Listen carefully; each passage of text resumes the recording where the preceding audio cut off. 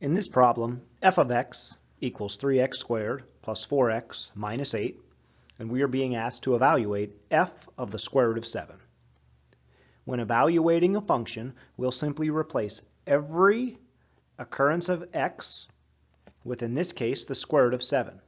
So instead of 3 times x squared, we're going to have 3 times the square root of 7 squared. And instead of 4 times x, we'll be dealing with 4 times the square root of 7.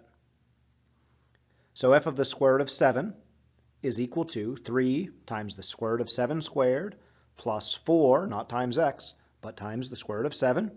And minus 8, the last term doesn't have an x, so that's going to stay minus 8.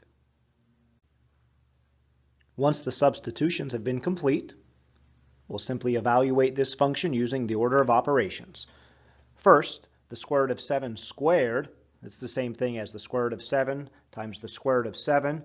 You can think of that as the square root of 49, or just realize that when you square a square root, those operations undo each other, and we're left with just a 7. The square root of 7 squared is just 7.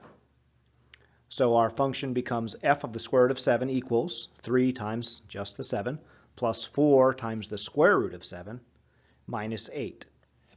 We can then do two multiplications, 3 times 7 and 4 times the square root of 7. 3 times 7 is 21. 4 times the square root of 7 can't be expressed any simpler than just 4 times the square root of 7. To finish the problem, we'll have to collect like terms. There are two like terms in this expression of 21 plus 4 root 7 minus 8. The 21 and the negative 8 combine to be 13.